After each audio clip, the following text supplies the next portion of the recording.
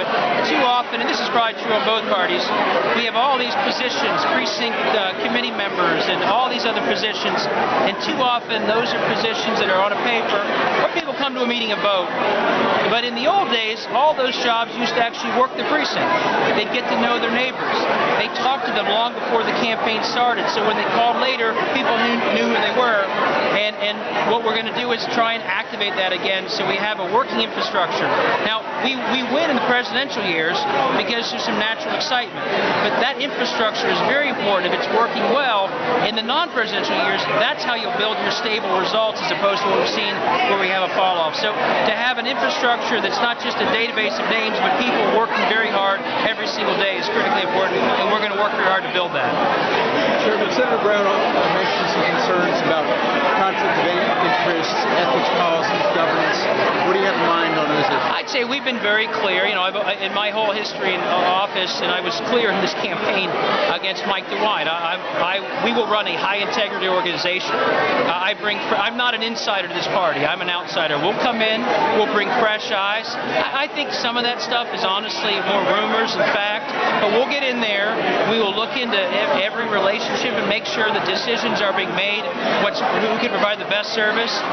We're going to be the ones working to raise the money, so we want to make sure the money is spent well, and we'll do that from day one. You have to do an assessment first. You know, you don't build by destroying. And so we're going to get in here and assess what is real and what is not, and do what is in the best interest for this party. That is our commitment, has been our commitment all along. Any other? Hey, I realize it's early, but do you anticipate the state Democratic Party supporting the redistricting reform package that's moving through the legislature? I do. I mean, it's obviously, this is something that is a long time coming, and you were involved in negotiations more than I was. But this is a good coming together, and what I hope it shows is that both sides, and especially the other side, has seen how poisonous the gerrymandering has been to politics, to representation. The only way redistricting reform has worked anywhere in the country is when it's bipartisan. So when you see the parties come together and say, this isn't what each of us would have done, but together it's something better, I'm for it, and I think it'll move our state in the right direction. But our commitment is to make sure it happens. Our commitment is to also make sure that whatever they've done on that level, we also try and do in the federal level. Because as poisonous as the State House has been with gerrymandering, Congress is equally bad, and most citizens are tired of it.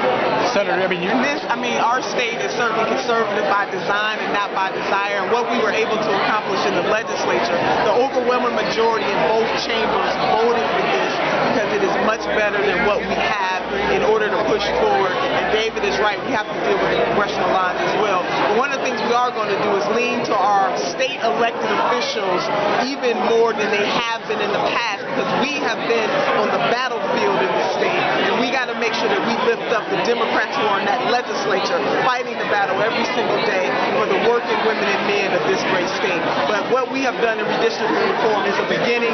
It is not an ending, but it certainly is a great start. I voted for that plan because it does take us further than we are right now. Great. Any other Thank you. thoughts? Thank you. Thanks, everybody.